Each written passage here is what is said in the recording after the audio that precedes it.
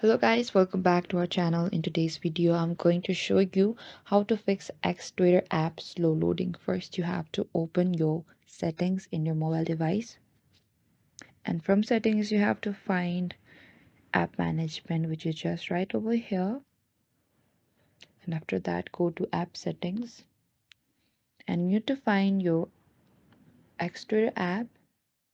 And in the bottom here, you could see, go to that and go to the storage and cache.